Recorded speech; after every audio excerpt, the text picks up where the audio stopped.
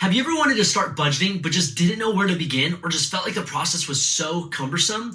Well, today we're going to be diving into budgeting for beginners, working through small things that you can do to build a simple budget, helping you win with money. Welcome to Hack Your Finances. Let's go.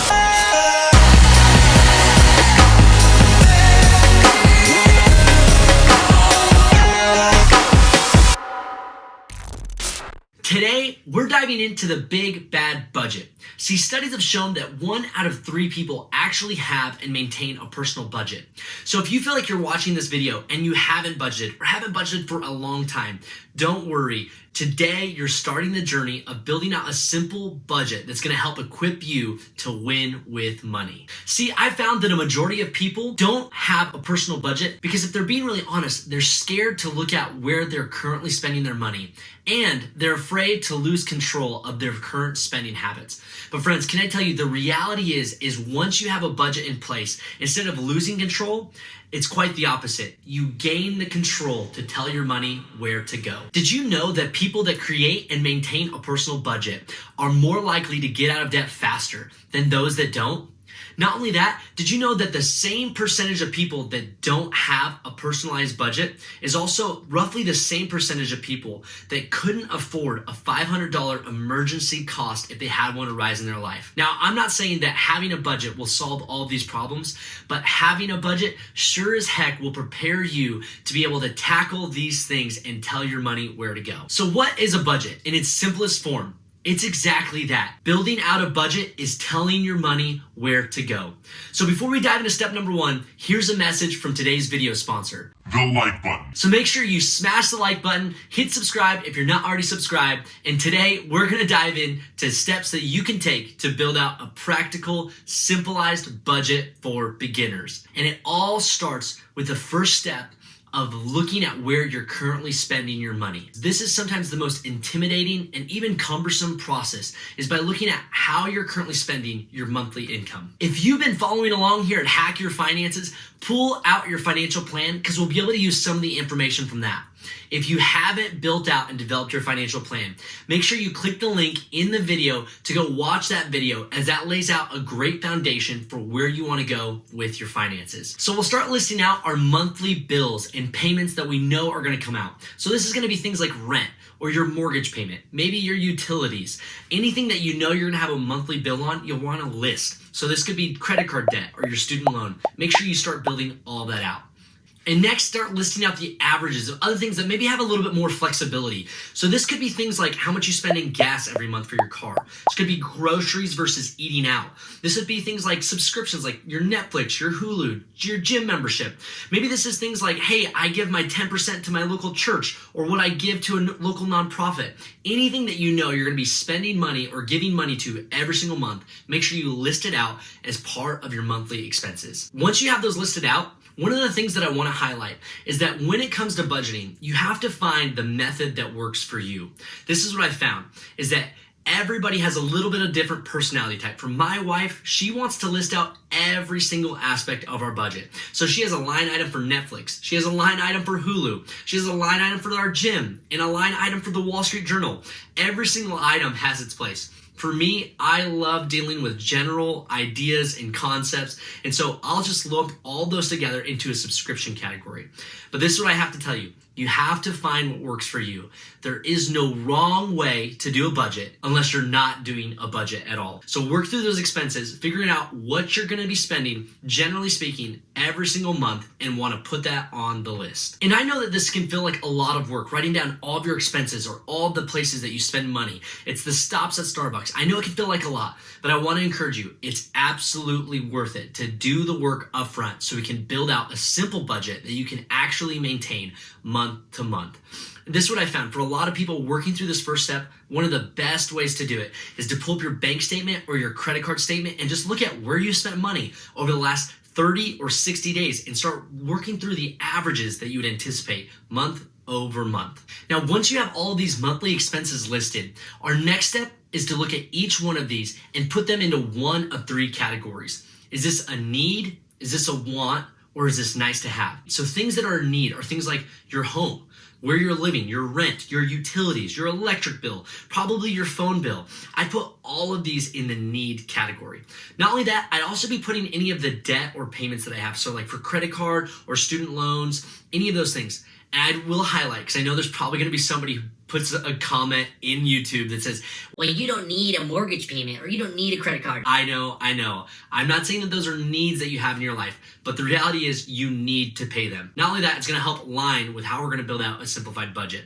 So work through what is a need and what you need to pay every single month that's part of your life. For the want category, this is anything that maybe has a little bit more flex. So this is things like what I pay for gas every month, or maybe what I pay for groceries versus eating out. These are things like my subscriptions like Hulu, Netflix, my gym membership, anything that is going to be in my want category that, hey, I know I'm going to be paying this out most months and are things that I really wouldn't want to cut out of my budget.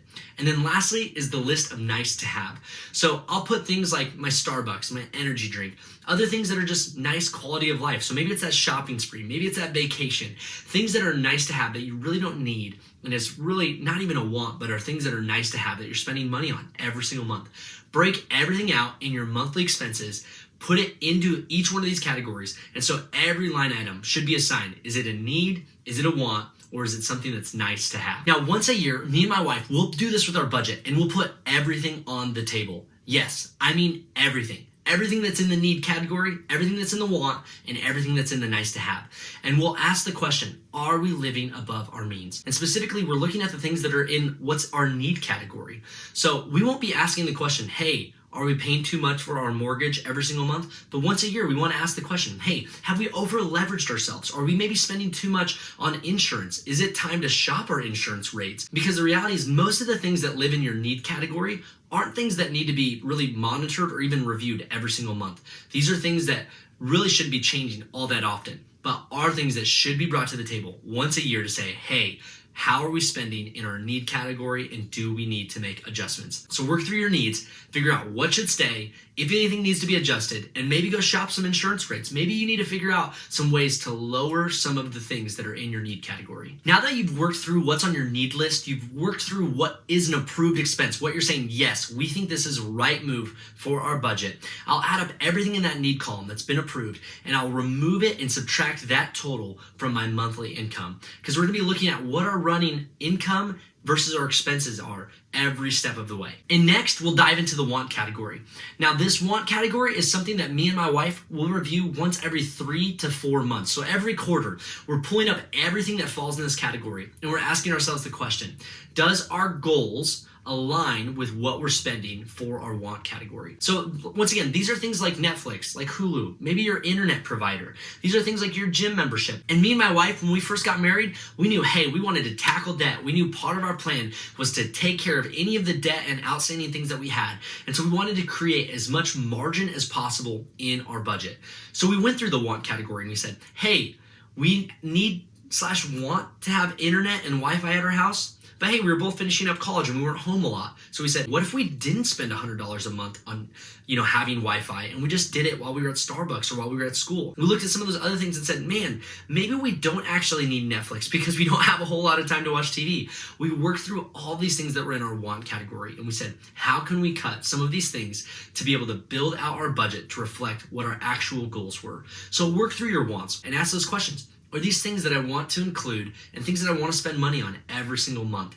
Does it align with my long-term plan? And as you work through this list, adjust some of those numbers. Maybe you need to get a cheaper gym membership. Maybe you should be looking at how much you're spending on groceries versus eating out. If you want to create more margin, maybe eat out a couple less times a month, save $100, save $200 and eat at home more. These are all little things that you're doing to align your budget for where you want it to go. Remember, a budget is telling your money where to go. A budget is telling your money where to go.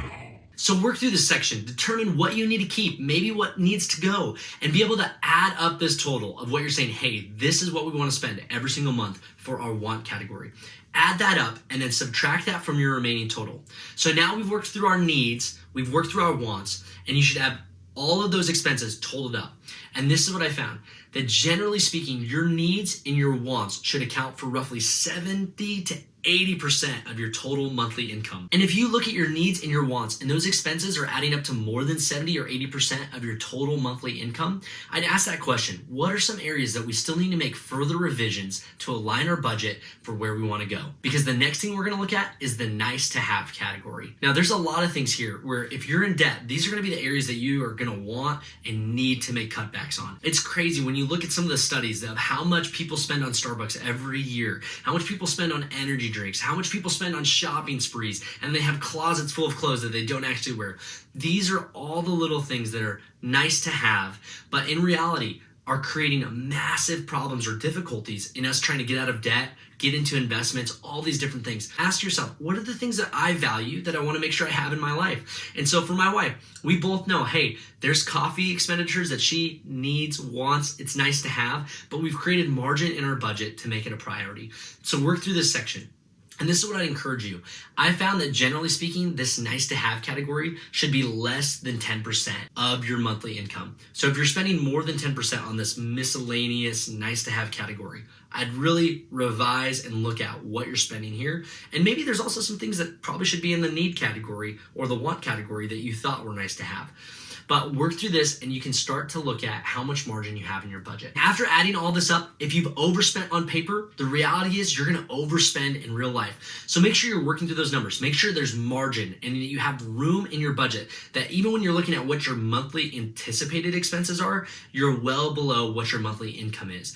Because reality is if we're only allocating 70 to 80% for your needs and wants, an additional top 10%, we should have anywhere between an extra 10 and 20% margin, because that's how we want to design our budget.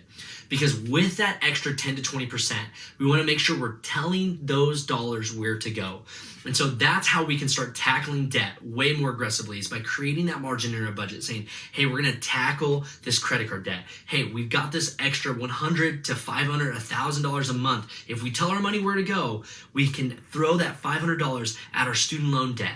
And that's gets into the fun part of working through your budget and actually making really great and beautiful progress in your finances. Now, although building out this budget and working through what you've been spending your money on actually takes time, it actually takes work, it actually takes energy, you're now set up to run with a budget every single month. And we've worked through the categories of what you need to monitor and what you need to take a look after. So once again, once you've built out this budget, you know what's a need, what's a want, and what's nice to have.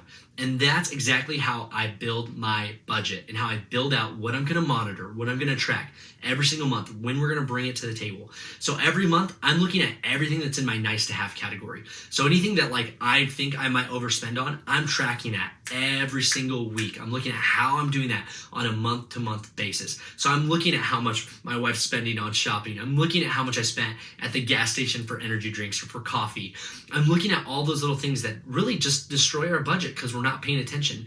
Those are the things that you say, every single month, we're going to track it. We're going to look at how we're doing. We're going to see what impact that it's making on our long-term plans, what things we maybe need to make some minor adjustments every single month. And so, hey, I know if, it's back to school time, we got to get kids clothes. Maybe that's where we shift some numbers away from things that are nice to have. And we say, hey, we know we need to flex some more money into stuff for the kids or whatever your story is, being able to work that through every single month. And then you're looking at the things that are in your want category. This is like your subscriptions. You're not asking every month, should we pay for Netflix? But this is something that when you're thinking about your long-term goals and your plans, you should be thinking, man, does these expenses align with where we want to go? And so maybe there might be a time period where I say, hey, we're trying to save extra money. We're trying to buy this next rental property and we want to cut back a whole lot of expenses.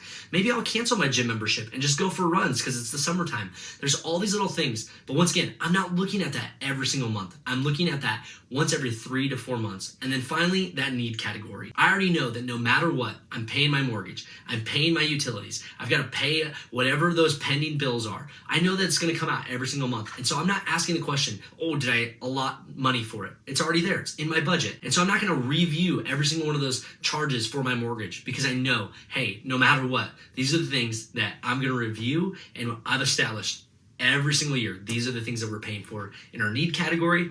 Look at my wants every 3 to 4 months, and then what is nice to have every single month. Now, this is what I'll tell you, friends. There's so much more that I could go into and dive into this topic when it comes to budgeting. But hey, this is budgeting for beginners. So you've started your journey. You've started listing out those expenses and coming up with a game plan of what you're going to track and monitor. Like I've said before, there's no bad budget. The only bad budget is a budget that was never created and never followed. And this is reality. You've started your journey of telling your money where to go. Because this is what I found. Either you will have money or money will have you. And hey, if you haven't already, make sure you hit subscribe, as next week we're gonna be diving into one of the most important and powerful financial hacks that really most people don't think about. And it's your mindset. It's your financial blueprint, what you believe about finances. Because the reality is your mindset is everything. Well, hey, make sure you smash the like button. And if you found value in today's video, make sure you spread the word as we hack your finances. Thanks for tuning in. We'll see you next time. Peace.